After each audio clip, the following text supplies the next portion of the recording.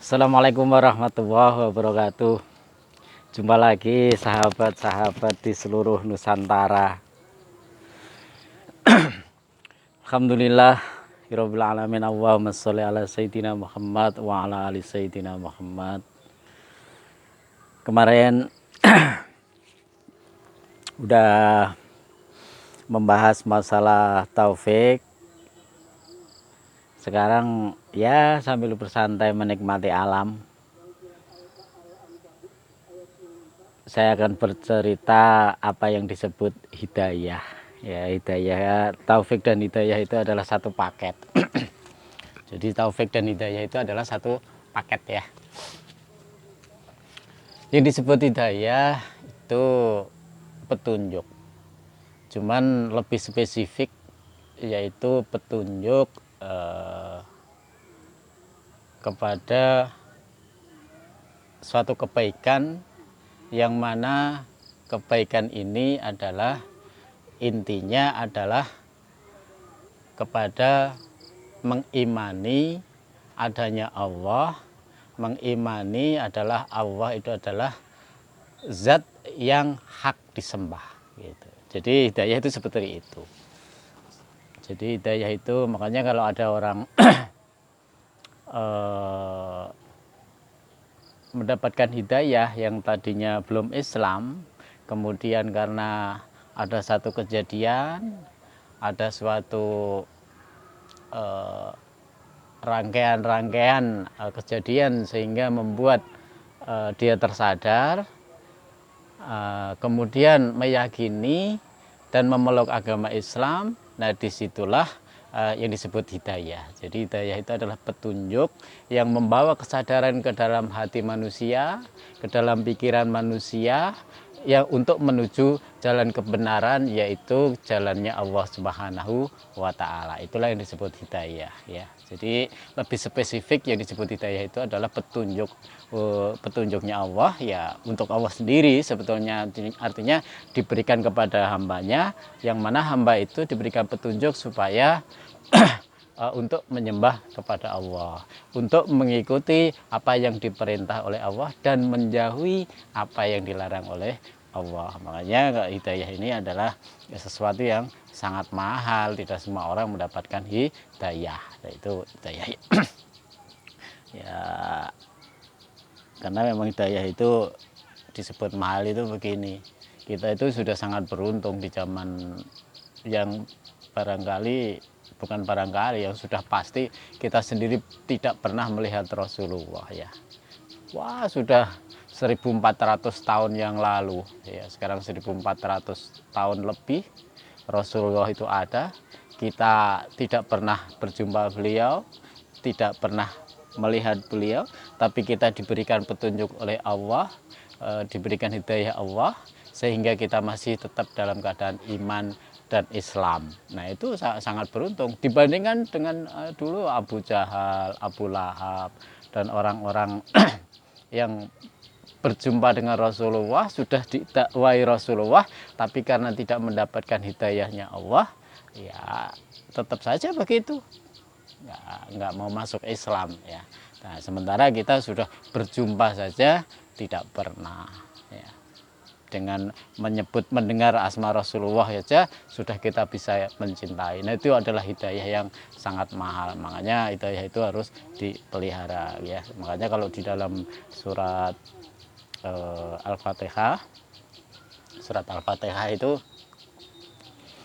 ada satu kalimat, ihdinas siratal mustaqim. Ya Allah, tunjukkanlah aku ke jalanmu, yaitu jalan yang lurus. Nah, itu jalan yang lurus adalah jalan yang baik, jalan yang benar, jalan yang engkau ridhoi. Siapa jalannya? Itu ya bukan jalannya Allah seperti yang bukan, tapi siratal ladzina an'amta alaihim ghairil maghdubi alaihim waladhdallin. Jadi siratal anbiya, yaitu jalannya para nabi. Siratal anbiya wal mursalin, yaitu jalannya para nabi dan para utusan, dan juga jalannya aulia, para kekasihnya Allah, dan para solihin, dan para ulama. Sebab kita tidak bisa tidak berjumpa dengan Rasulullah, ya kita mengikuti yang ke bawahnya itu ya.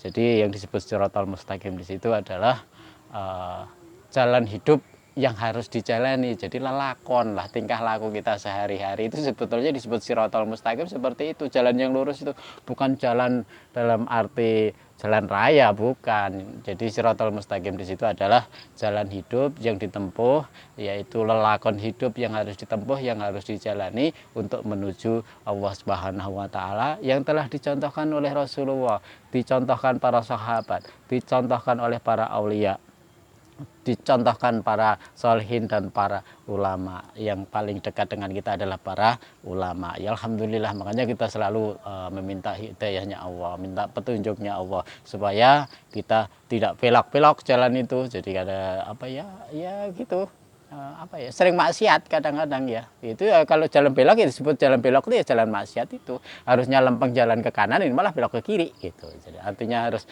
jalan kepada sesuatu yang diridhai Allah. Ini oke, kita sering berjalan malah belok kiri kepada kemaksiatan. Nah, itu ya makanya kita selalu meminta hidayahnya Allah sehingga kita itu bisa berusaha. Sebab manusia itu tanpa hidayah tentu tidak akan bisa melakukan apa yang dimaksud oleh Allah, apa yang dicontohkan oleh Rasulullah. Jadi hidayah itu sangat mahal, sebab dengan hidayah itu kita bisa beriman, kita masih Islam, dan mudah-mudahan kita terus di dalam kondisi iman dan Islam kita sampai kita meninggal dunia itu nanti. Sebab itulah satu hal yang sangat mahal. Jadi hidayah itu seperti itu. Cuman teknisnya, jadi kalau Allah memberikan hidayah petunjuk itu berupa kesadaran ke dalam diri kita. Cuman teknisnya, nah ini hidayah itu harus praktek. Namanya hidayah harus praktek. Prakteknya seperti apa? Sholat, misalnya kita sudah Islam tapi belum sholat. Kemudian ya Allah memberikan hidayah. Nah hidayah supaya sholat. Nah, sholat itu adalah supaya orang sadar akan sholat. Dia sudah Islam dari kecil tapi belum pernah melaksanakan sholat. Nah mendapatkan hidayahnya Allah itu adalah tetap harus menggunakan petunjuknya Rasulullah, wabil hadi Rasulullah, dengan petunjuknya Rasulullah yang kembali diajarkan oleh para ulama. Jadi hidayah yang sifatnya sudah mengarah teknis, petunjuk itu tetap melalui guru-guru, melalui para ulama. Nah itu disebut hidayah.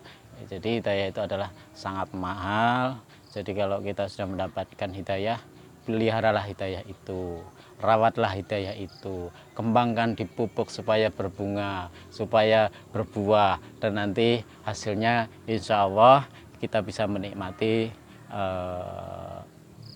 daripada buah hidayah itu adalah di dunia dan kelak di akhirat nanti. Itulah hidayah. Jadi sangat mahal hidayah itu walaupun mudah. Ya, wabil hadi Rasulillah, dengan petunjuknya Rasulullah itu adalah secara teknis. Cuman kalau hidayah secara mutlak yang dikaruniakan Allah kepada kita itu adalah berupa petunjuk yang membuat kita sadar akan satu kebenaran sehingga kita berusaha untuk menjalani kebenaran itu, yaitu kebaikan dan kebenaran itu. Jadi akhlakul karimah, nah itu satu hidayah. Kita bisa ingin berbuat baik, itu hidayah.